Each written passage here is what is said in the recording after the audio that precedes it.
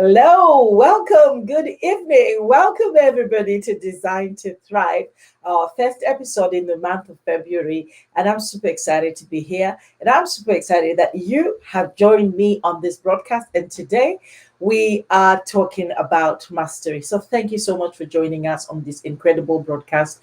And as we're going to be talking about mastery in a little while, and also the need to rekindle the quest to master our craft. So please take and share, invite people to say Design Thrive.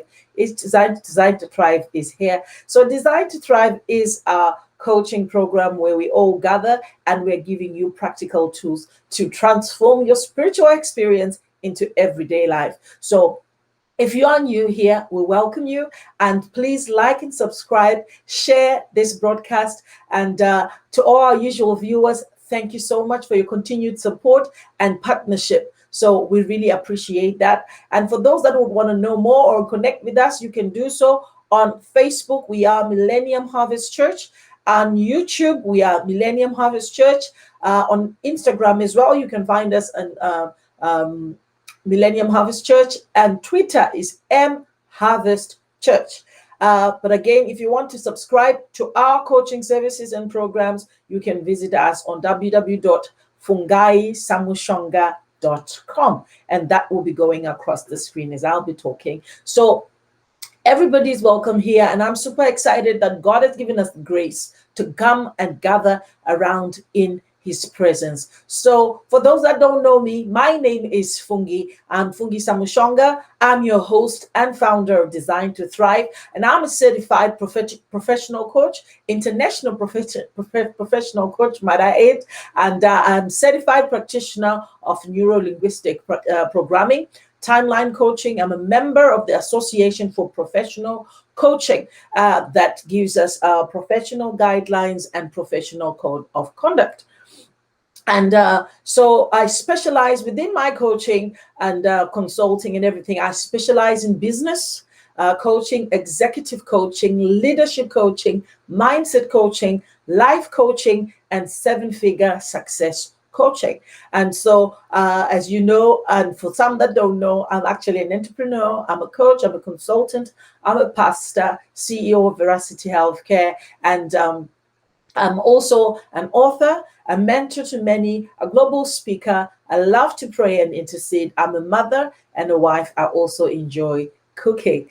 And so to access my services and coaching, mentorship programs and events, and to invest in quality coaching and support, and that will be me coaching and facilitating you to get the results that you love so you can live your dream, and mentorship that I will be showing you the ropes, be it whatever trade that you are in and whatever it is that you want to do, your life, your business, any other project, as well as to join a tribe that is a group of impact-driven people, impacting people, influencers, people with same hopes, same desires and dreams. You can do so by visiting us on our website, www.fungaisamushonga.com, where you'll get a whole lot of all the services that we provide.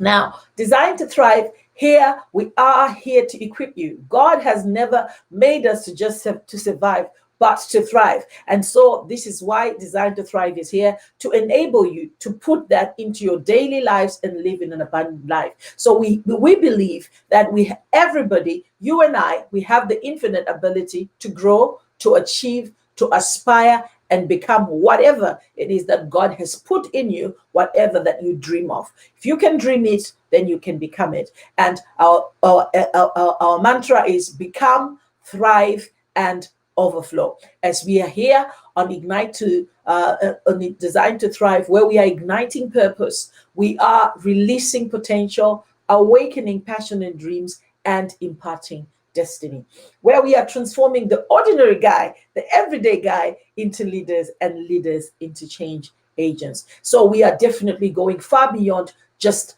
than just the theory, than just the practical tools, but a new perspective, a paradigm shift, and an understanding, a new mindset on what it is and what it means to walk in destiny, to live purposefully, and to thrive in every dimension of your life, not just in the finances, but in the whole sphere of your influence and life. So I believe that it's time to break agreement with fear, failure, complacency, stagnation, and all things that can hold us back from progressing into our purpose and our destiny, so that we can become the person that we were designed to be and embrace the fullness of that promise and walk in its fullness and its reward. So we prepare for what is coming, for what we are doing, and we do so intentionally with the right mindset, with the right strategies, and with the right support. And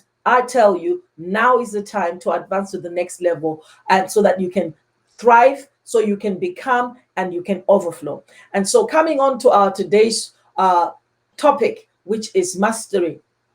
Now, I just want you to pay attention. It's a good nugget today. It's not going to be long, but it's going to be good. And so I just want you to pay attention. So it's good stuff. If you've got your notepad and pen ready, take some notes. Right.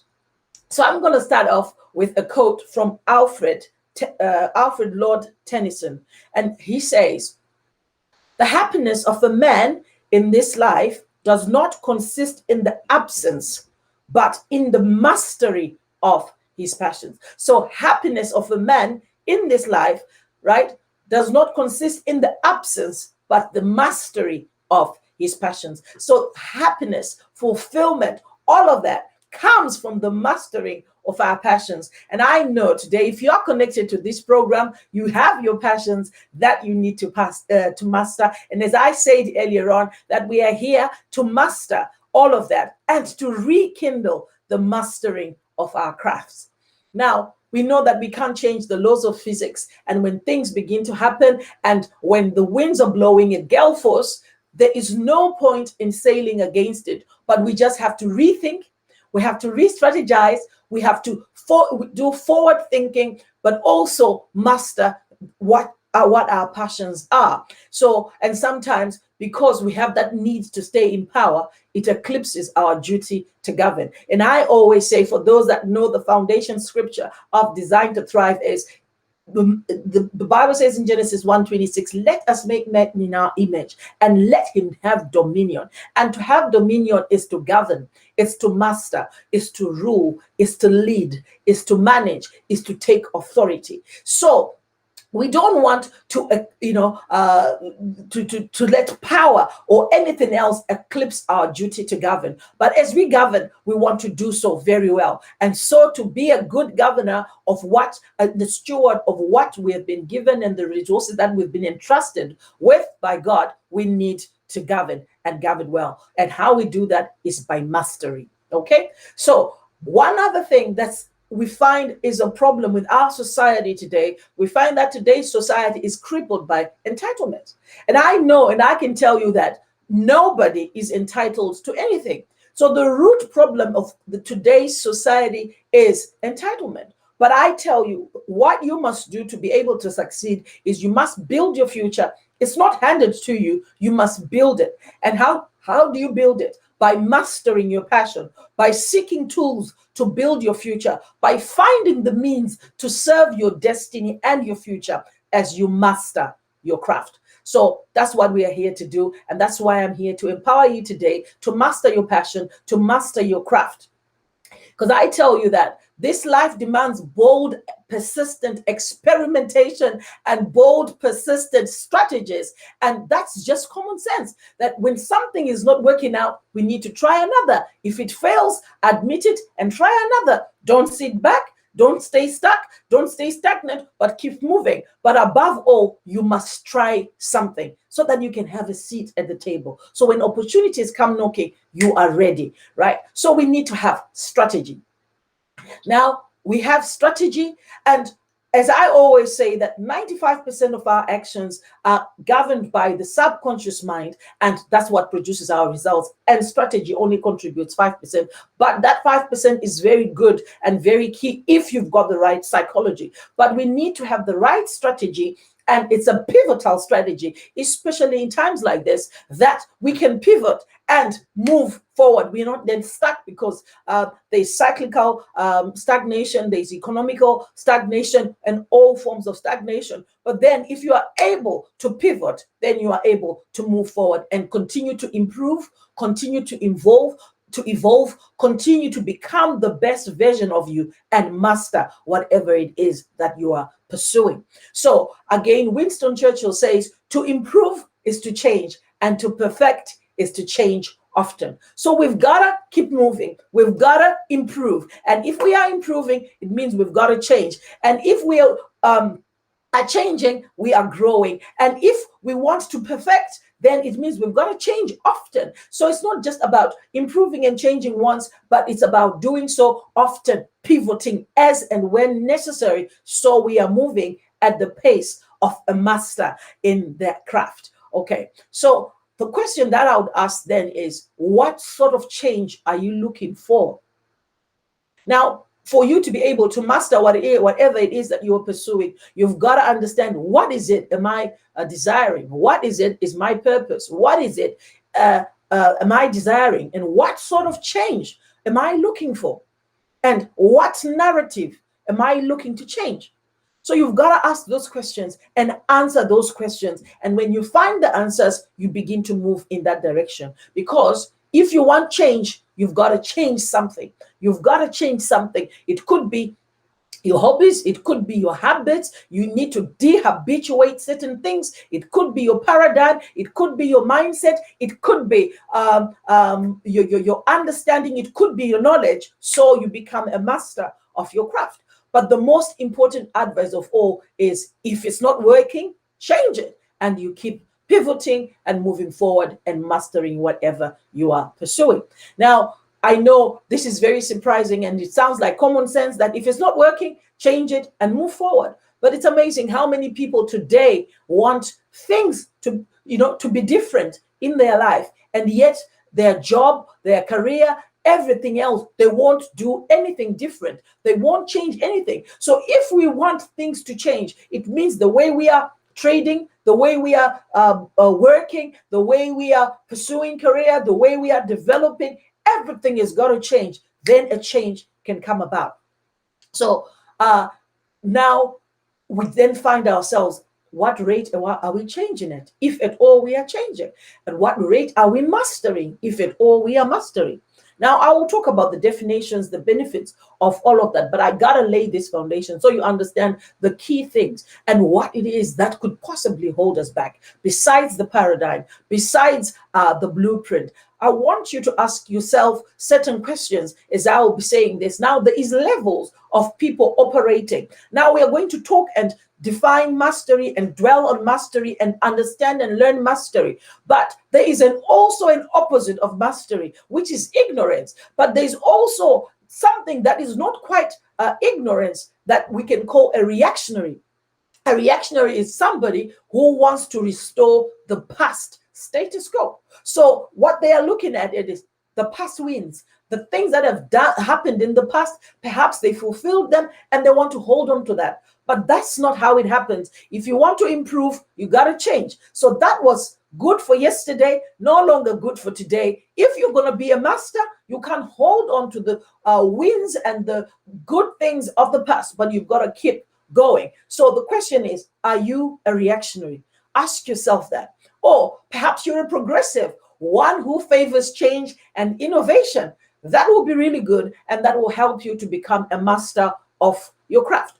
Then again, we have other people on the other side of the spectrum that we can call dilettantes. So these are people that cultivate an area of interest without real commitment, without real knowledge. So we could call these people an amateur, or somebody who just dabbles in a field with casual interest, with no depth. Rather, they're not a professional, they're not serious about it. It's just out of interest. And I'm just saying that there is a difference between interest and commitment, because interest is just, oh, I'm intrigued. What's that all about? But commitment is doing what it takes, being determined to do all of it as much as you can. So that's why we are talking about mastery. So you'll find they're amateurs, they're dabblers. These are people that are with just superficial interest, superficial knowledge or interest in any art or branch of knowledge. And then we've got the other part, the mediocre, and I want you to ask yourself, where am I operating from? Am I operating from a progressive point of view, or from a dilettante point of view? Or am I operating from a reactionary point of view, or a mediocrity point of view? And that is, again, a person of average quality, not very good. It's so mediocrity, we could define it as at any point in time where you cannot attest to a thing or a person being either great, poor, or average. You really can't place the finger. Where shall I place them? That's mediocrity. And if we are going to become masters of our craft, we've got to be progressive people, definitely not mediocres, definitely not dilettantes, definitely not reactionaries, people that are looking back, but we've got to favor change and innovation. So now the question is, are you a master? Now, if I had started by asking you, are you a master in your trade? You could say, oh yeah, perhaps. But the thing is, are you actually an expert in your trade? That's what we're talking about. Are you a master? We are talking about mastery. That's an expert with comprehensive skills, in-depth knowledge, and craft, and they understand what they're doing, expertise, or perhaps we could call it prowess. So we are asking, are you a master? But don't lose hope. If you are not a master, it's okay, because we are here tonight to rekindle the quest to master our craft. Now, going on to talking about mastery. Earlier on, I alluded to Alfred Lord Tennyson says, the happiness of a man in this life does not consist in the absence, but in the mastery of his passions. So for those creatives and for those creative pros, so sometimes no matter how aligned our job is with our core passions, there are still times when we struggle, because we need added spark to our latest project. And yes, we could get it done, but the client wants something that is brilliant. So while we are working with the best that we can, and no matter how aligned our job is with our core passions, there are still times when we are struggling, because we are thinking, you know what, I need an added spark because somebody is demanding brilliance off of me. And then we yearn for deeper fulfillment in our jobs. Yeah, because when we are creating something, we are really good at it, but that doesn't mean every moment is filled with passionate joy. So we are yearning for fulfillment in our jobs, though we are good at what we are doing, but it doesn't mean that there's always moments of passionate joy. Then the other point will be sometimes we wish there were opportunities to use our skills. Yes, we love our craft, but everyone needs a change of scenery every now and again. This is why I quoted Winston Churchill when he said to improve is to change, right? And to perfect is to change often. So given the possibilities, I believe that we are often we often need a perfect idea, okay, a moment of passion or the right opportunity, but rather I think we need to rekindle the quest to master our craft, not necessarily be perfect or that moment of passion or that right opportunity, but when we rekindle the quest of mastering our craft, we discover a whole lot of things. Now, coming on to defining mastery. What then is mastery? I've said a whole lot of things about, are you a master? Are you finding fulfillment and all of that? So then mastery, then it's just about comprehensive knowledge or comprehensive skills in a particular subject or activity. So whatever you are doing, get comprehensive knowledge. And what does that mean? That means thorough knowledge or skill, full knowledge or skill, in-depth knowledge or skill, and broad knowledge or skill, right? So you are growing, you are mastering your craft, you are developing, and it's comprehensive, in-depth, broad, thorough. That means you're doing the work, and that is what it is. So we could break it down to layman's terms to proficiency, ability. When you ask yourself, can I do this? And you answer, say, yes, I can do it. Yes, the ability to do something, the capacity to do something, right? The skill, the knowledge, the command, the expertise, the finesse, the prowess, and competency, as well as excellence, right? And the opposite of that would be either failure, defeat, surrender, or ignorant, of which you and I know that that's not an option, because that's not part of our design. We are designed to thrive. Now, when we look in psychology, mastery in psychology, they define mastery. It says, we define mastery motivation as a psychological force that stimulates an individual to attempt independently, focused, persistently to solve a problem or master a skill or task which is at least moderately challenging for him or her. So it means that now when they're saying you are mastering this, it means you are attempting this independently, perhaps with little support or on your own, but you are focused, you are persistent, and you are trying to either solve a problem, you are trying to either master a skill or a task. So you want to do that, knowing that actually I couldn't do this fully on my own before, but I'm actually growing to the next level. I'm actually excelling to the next level, right? So then that brings us to the levels of competence. Earlier on, I asked a question and I said, are you reactionary? Are you a dilettante? Are you a mediocre? Or are you a progressive?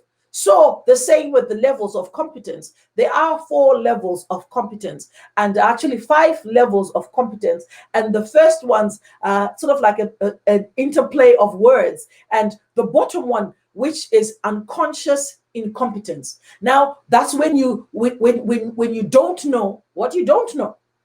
That's unconscious incompetence. It simply means that you what you don't know, you haven't yet got the opportunity to learn it. That's unconscious incompetence. And many times on other topics, we find ourselves in that place. Well, when you look at a guitar and you think actually, well, that's different. That will be conscious incompetence, right? Unconscious incompetence. You don't even know what you don't know.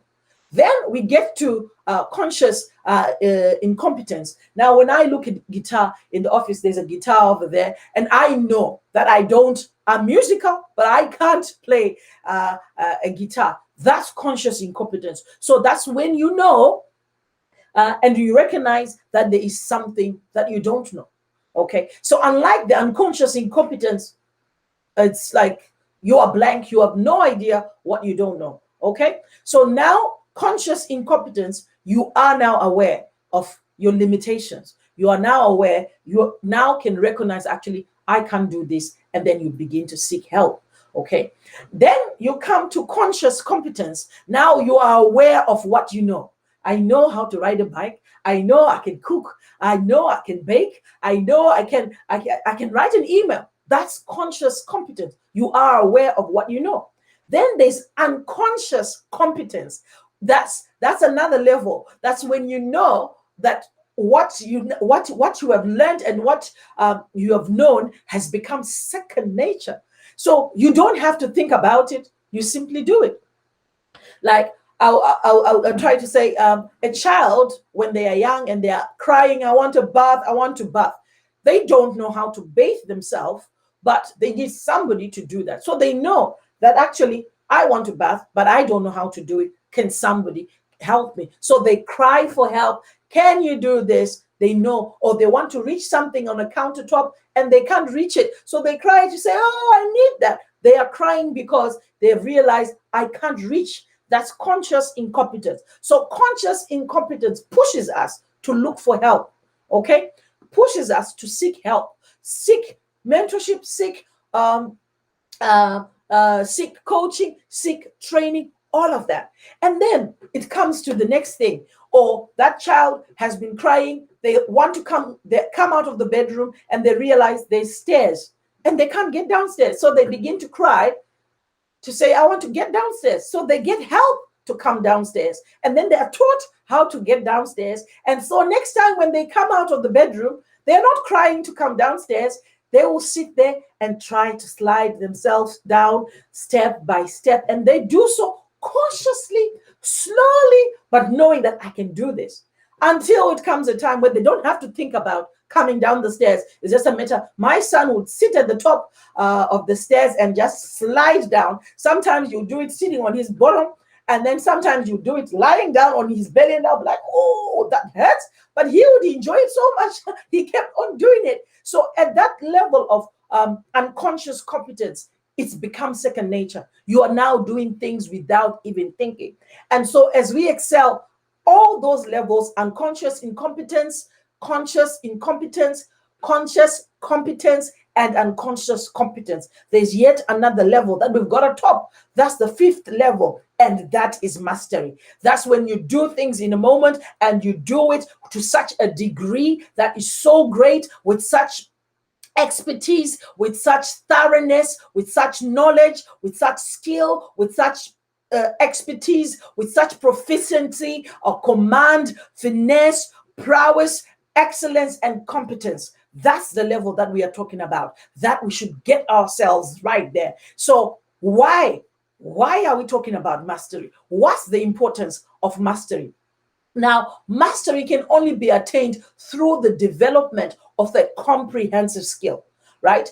Comprehensive knowledge or comprehensive skill. So unless you go thorough, unless you go broad, unless you go in depth, you can't attain mastery. So that's the only way we can do it. So you got to go thorough, you got to go full, you got to go in depth, you got to go broad, you got to go and do all those things, right?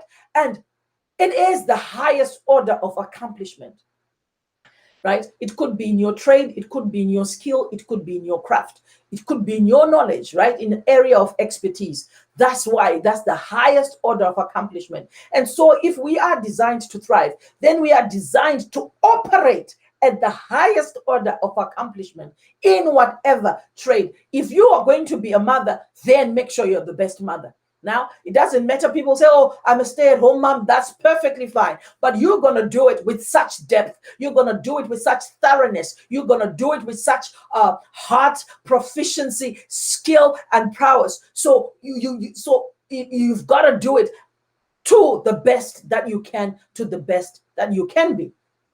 And so mastery does not require you to be perfect. Not at all.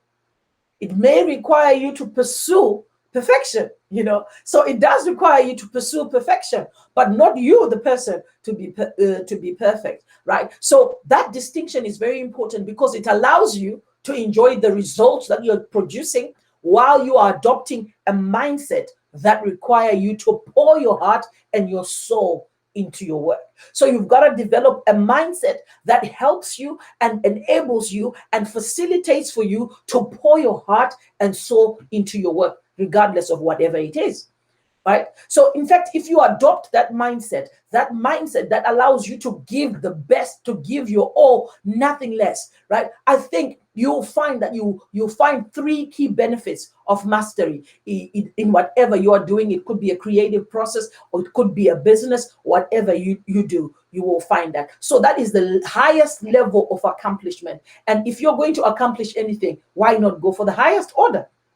And that is mastery. And so if we are designed to thrive, that's exactly what is expected of us, to operate at the highest order of accomplishment. Why not? The skills are there, the things are there, and that's why we're here, to teach and equip you to do that. Now I'm going to go into the three benefits of mastery. Okay, so number one would be discovery of self. Self-discovery. Okay, so one of the side benefits of the whole creative process, a whole working at in-depth and knowledge and skill, is discovering the core of our passions, right? In the midst of everything that we are doing, we are discovering our core passions. Remember when I quoted earlier on Lord Tennyson, he said the happiness of a human being consists of us finding the core of our passions, right? Not in the absence of them, but in the core of those passions. So, those are some of the benefits. We discover our core passions in the midst of it all. And through the act of creating new experiences, ideating and creating those new ideas, creating new things, we discover what is important to us. Sometimes we ask people, what is your purpose? And they don't understand it. But it is in the process of self-discovery that actually you realize, who am I? then you can apply yourself fully. Then you can understand your spiritual vision, then your life vision, then your enterprising vision. It could be your business or your whatever other things that you're going to do. So it is only by channeling our energies into that creative task that we often discover what we are truly thinking and what we are truly feeling. Okay, so when we are connected, when we are engrossly connected in what we are doing, that's when we discover, actually, you know what, I hadn't thought about this, and then those thoughts come flooding.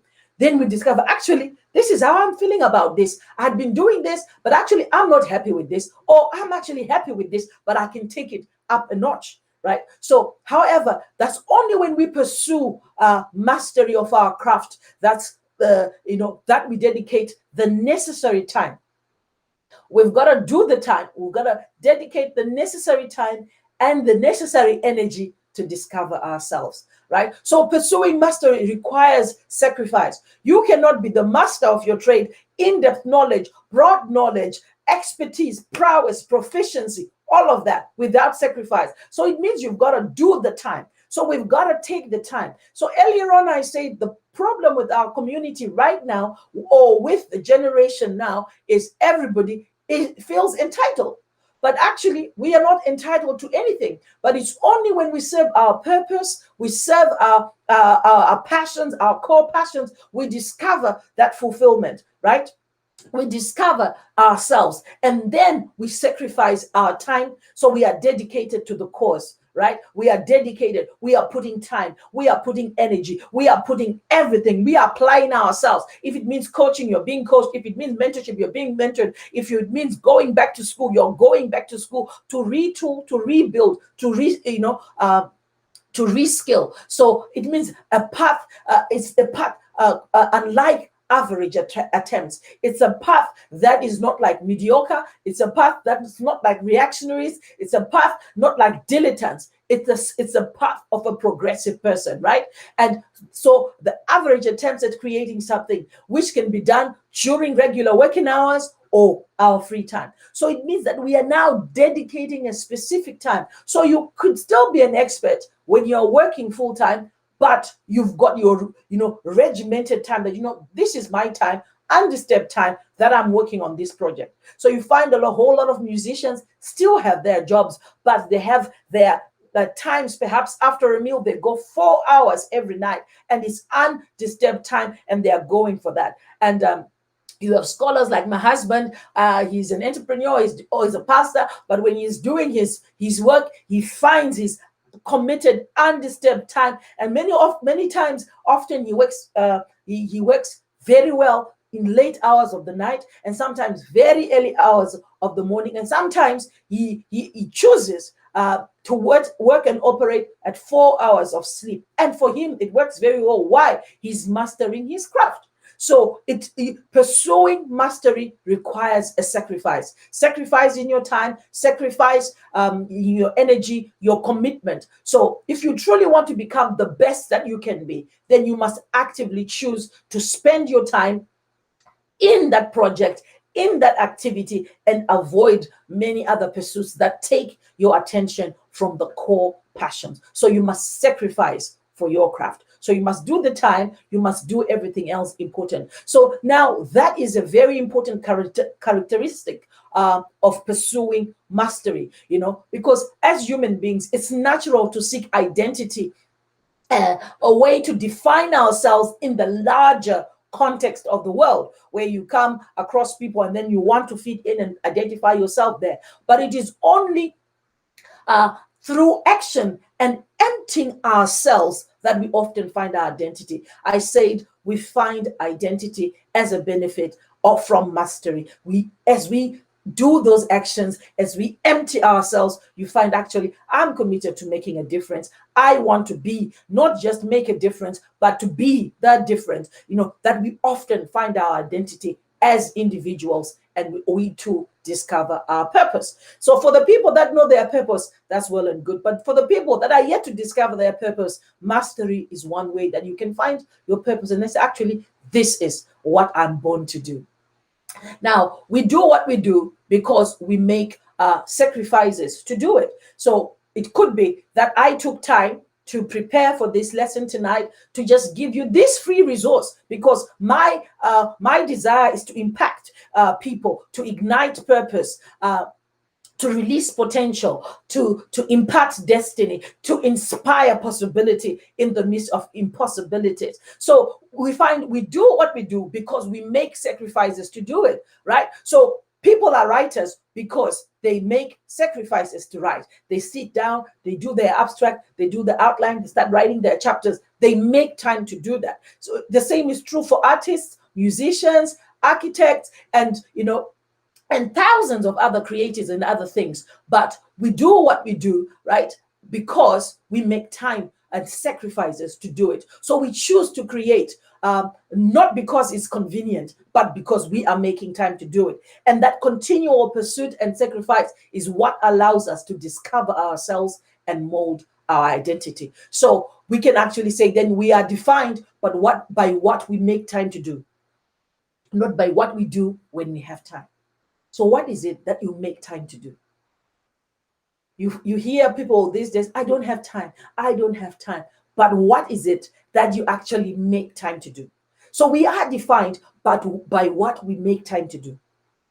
And those questions are very, very important if you want to become a master of your craft, because you've got to identify those things that you say, you know what, this is not an option. I've got to make time to worship. I've got to make time to make my to create my course content. I've got to make time. So we are defined by what we make time to do. Now, if you make time for other things that are not useful to you or don't serve your purpose, you find yourself defined in those categories. But if you are intentional about your mastery, if you are intentional about your purpose and destiny, what is it that you make time to do? Not what you have time to do. Because those are very, very important questions. So the benefit of mastery, we said number one, discovery of self. Number two, fulfillment. So sometimes you might feel relieved to have a project done, and you might be happy to put your name on your work and say, yeah, Fungi has done this, Harkness has done this, Iris has done this, Rufaro has done this, Gloria has done this. But feeling fulfilled by your craft is a special moment. You might not find it every day, but there is that day when you do it and say, yeah, definitely. Now, I know sometimes there's simply no way to become perfect in what you do, but I know there are perfect moments in what we do. And we should stop and celebrate those moments. They are perfect moments in what we do. So there are brilliant silvers of time that come when we've done something, when we are in that creative process, or we are in that business, or we are in that project, and we are doing it, and we think, oh yeah, definitely, this is it.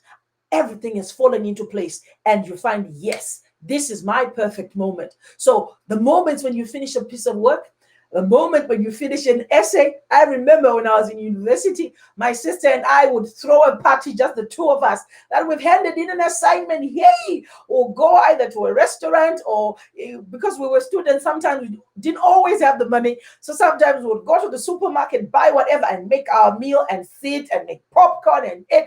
And it was that moment of, yes, I've done it, I've submitted it. I haven't got the result yet, but I know I applied myself and I'm expecting a good grade. So those moments when you finish a piece of work, maybe you're a carpenter, you've made a chair and you say, yes, that looks good.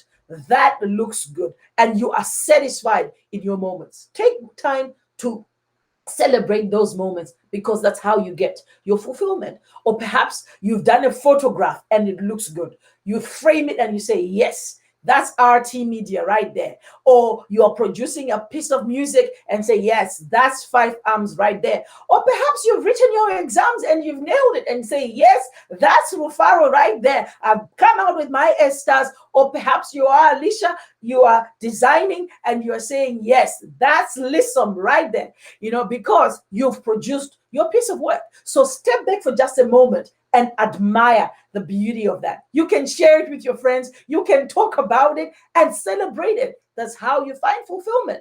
But don't let pursuit of perfection rob you of those moments. So mastery does not require you to be perfect, but it requires you to pursue perfection. So in pursuing perfection, that you, not yourself, but the craft, the expertise, the prowess, the proficiency, that's what we are talking about. So these are the times when you take a deep breath and say to yourself, yes, this is what I'm meant to do. This is what I'm born to do. I'm happy with this. And you are pleased with your work. And I allow you to celebrate yourself and pat yourself on the shoulder and celebrate those moments. So those moments are only found along the path to mastery.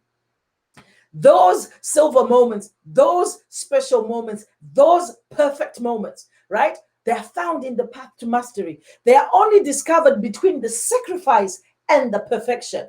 Now, perfection of your craft, not you, right? Because sometimes we might never actually be perfect, but that's when we are reassured that, yes, I'm walking on the correct path. I'm not wandering in the wrong direction. I'm walking on the right path. And so fulfillment comes our way. Fulfillment, we feel it, right? We experience it, right? We share it. We talk about it. So fulfillment then does not come just from perfecting your craft, but attempting to perfect it, right? So it doesn't come from your perfection, but you're attempting to perfect your craft. So I don't want you to say, Pastor Fungi said I have to be perfect. Coach Fungi said I have to be perfect. But attempt to perfect your craft. And that's when you find that fulfillment. So fulfillment then becomes a byproduct of continually striving, continually applying, continually actioning, continually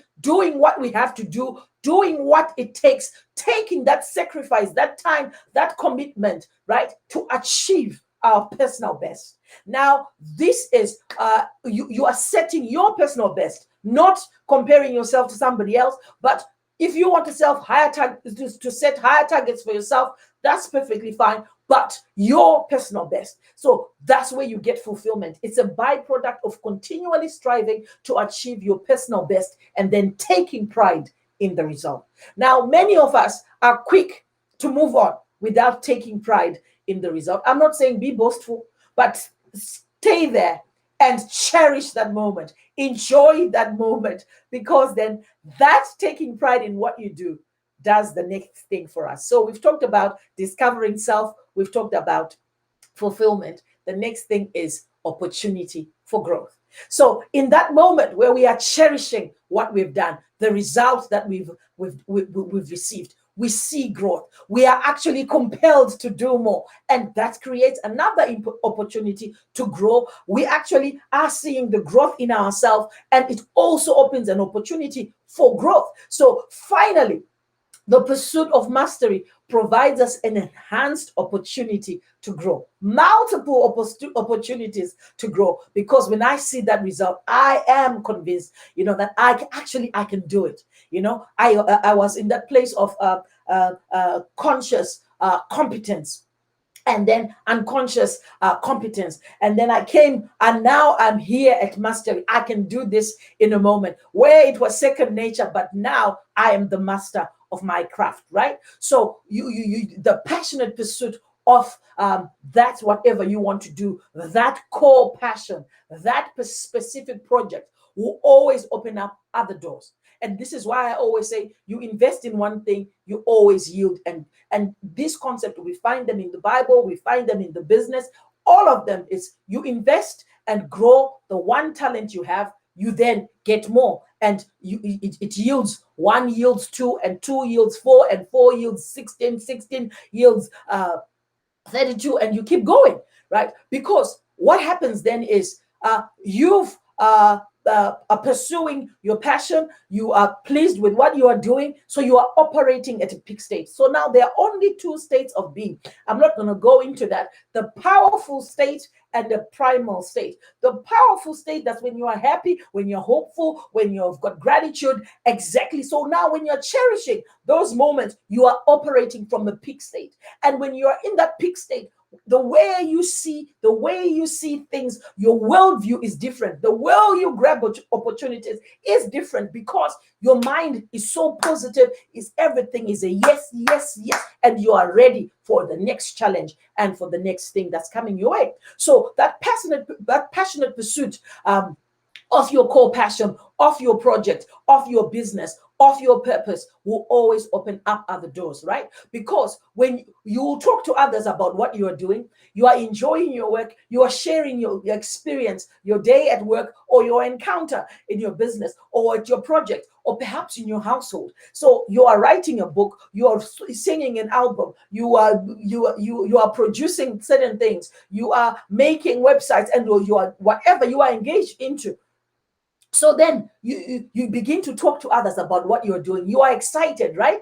And then in turn, they will talk to others. And that is the law of attraction, because what you focus on, you feel. What you feel, you emit. That's the frequency around you. And what you emit, you attract. So now, as you begin to talk about it, others that are attracted to what you are doing and what you are saying and the cause that you are working for and behind are coming, and they support you, and they are also excited about that. So they will go and talk to somebody else, and those other people. And so when people sense that enthusiasm around you and witness your dedication to your craft, the time, your dedication, the time you're putting, the sacrifice you're putting, then actually it's only natural for them to say, actually, have you seen such and such? They are doing such a great work. And the message begins to spread. The word of mouth begins to go, and opportunities begin to rise. And people begin to see, actually, I need to work with Gloria. I need to work with Hardness. The work that he is doing is really good. So opportunities come. Now, so you have a chance to meet new people, to network with new people, apply for new positions even. So even in management, even if you're not going to go into business and you're in a job and you've done all of that, the managers have heard about it, a new opportunity have come. They're actually waiting for your application, or sometimes they'll even come and say, there is a position that's coming. Do you want to apply for it? Right? So we said number one was discovery of self. Number two was fulfillment. And number three was opportunity for growth. So as you are growing in your craft, it creates other opportunities, and it could be new positions. It could be you get a new place, you build new things, you are inspired, you are innovative, and that is that spark that's come inside of you. And that is the moment of, that is one of the greatest things that and benefits that mastery brings to us. Because when we set out on a difficult or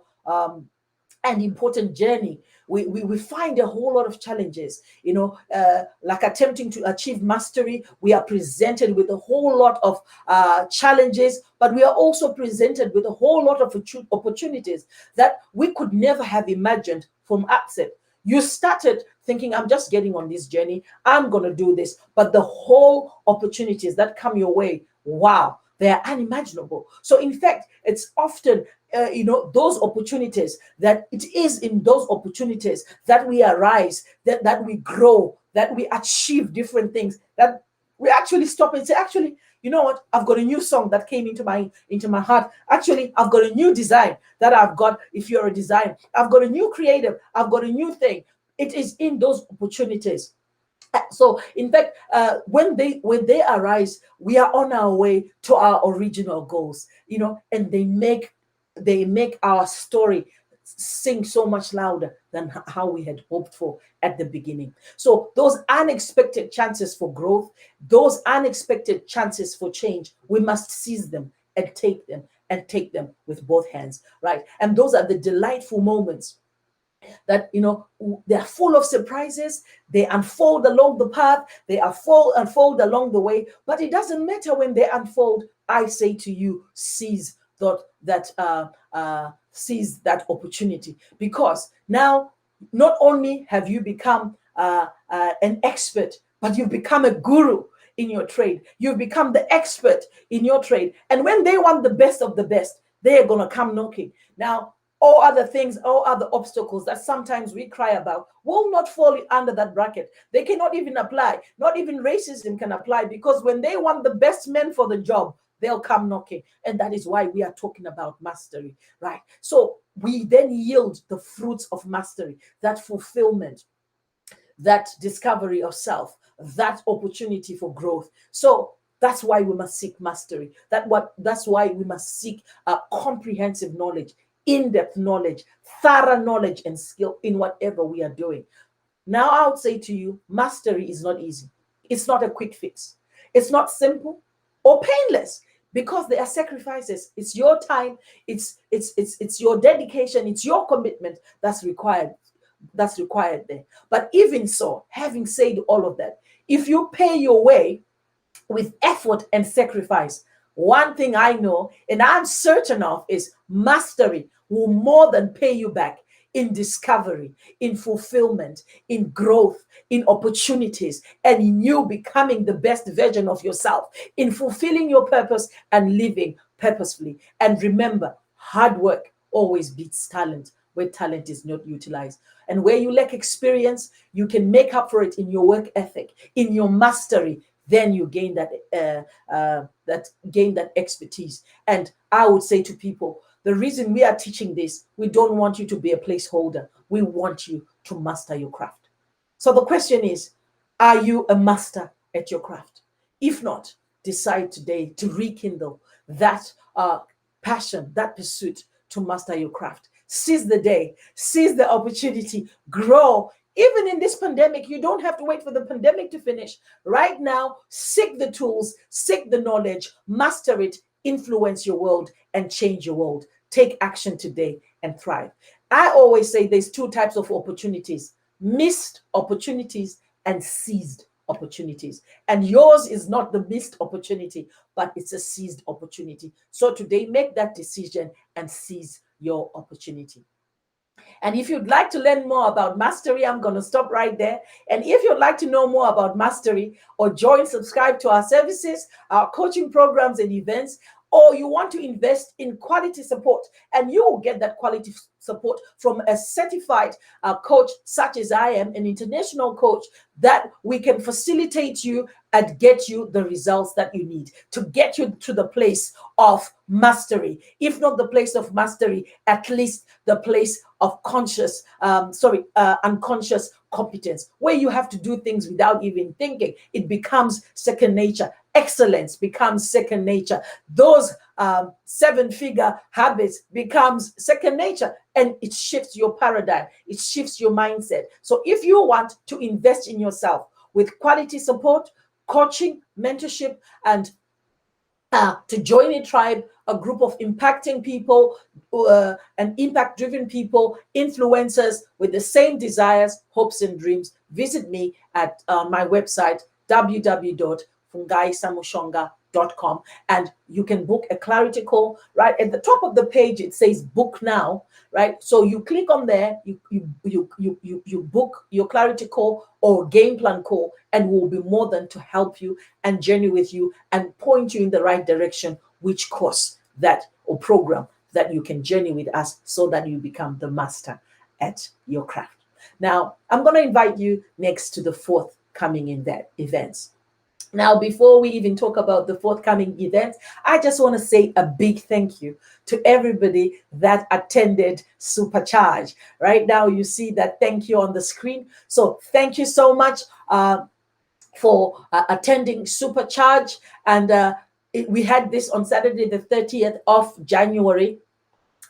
Enoch is going to put the slide on the screen. We just want to say thank you from our Supercharge team and to everybody to say thank you so much for attending Supercharge. And your attendance was amazing. Your presence, your participation made that masterclass a resounding success. It was phenomenal. A lot of great feedback is coming. And so thank you very much to everybody who's sending feedback and letting us know your experience. So we believe that everybody was impacted greatly. And we look forward to journeying with you, not just at Supercharge, but as you grow, as you become, thrive, live your dream, and we hope to see you at all our future events. Thank you so much. And following on from that, program of Supercharge. We've got the Supercharge Accelerator Coaching Program and Mentorship Program that's starting at the end of March. This is one of our elite programs, but a lot of the people that came to Supercharge have signed up for this. So thank you so much, guys, for signing up to this program. I'm super excited. We are about to get on a journey to manifest those dreams and destiny. And if you'd like to be part of that, again, get in touch at www.fungaisamushonga.com.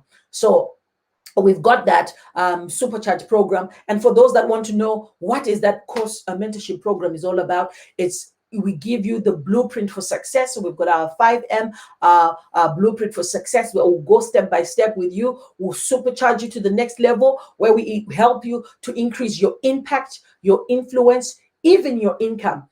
Right? You can step into your destiny. You can scale your vision, scale your business to 6 figures and more and beyond. And you become who you really are. You become the master of your craft, and you release that infinite potential that's in you. We also cover the topics like emotional intelligence on that course, resilience, unshakable confidence, paradigm shift, busting through fears and limitations, having a thriving mindset, thriving personally and professionally, and a whole lot more. So don't miss out on that. If you'd want to be part of that, it's one of our elite programs that's going. We also have something for the 18 to 30-year-olds. If you are young and you want to get into business, it doesn't matter what stage you are, whether you're ideating, you're starting, you're growing, or you're scaling, we've got something for you. We've got the Emerge program so that you emerge victoriously. We also have the Launchpad.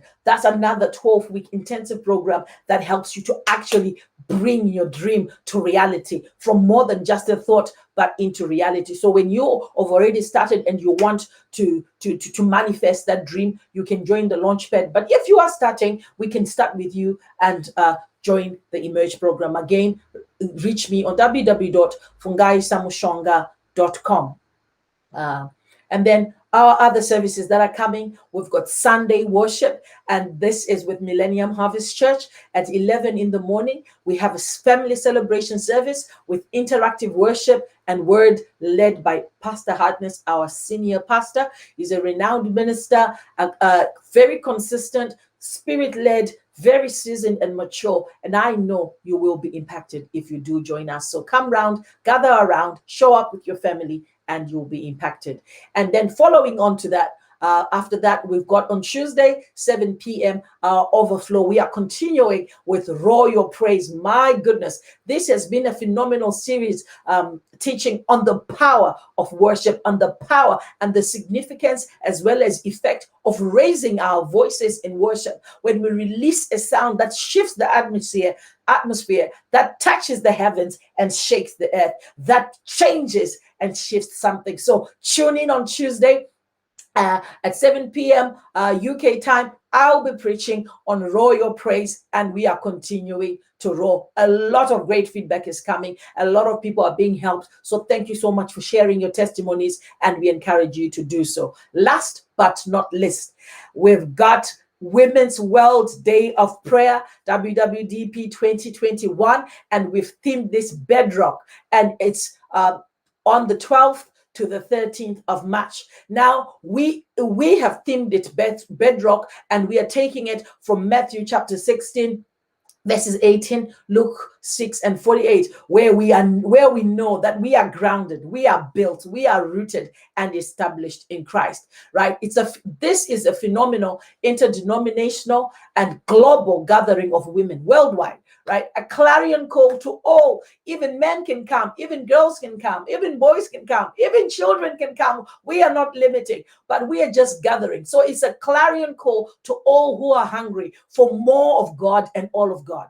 Those people that are spirit-led, that are built on Christ, that are impact-driven, that are kingdom builders, that have an urgency and fervency for Christ. That's the conference for you. We have seasoned speakers, anointed speakers that are ready to pour into you. We have Pastor Reba Samuel, Pastor Sarah Garande, Reverend Patricia Samshonga, Maslin Mavami, Dee Bryce, Joyce Chiaka, Minister Rose Munduru, Fungisai Motsi, Pastor Lynch Nomona, Dr. Sajita Ita, And we've got Pastor Pam Sotole, myself, as well as Pastor Hartness, who's our senior pastor at Millennium Harvest, who's joining us for an exclusive business seminar. So we have renowned business experts, our business strategist, Pastor Hartness, alongside Pastor Sarah Garande D. Bryce and Fungisai Samushonga, that will speak to us on the Saturday of that conference between 2 and 4 for a business conference. So now this is an all-encompassing conference.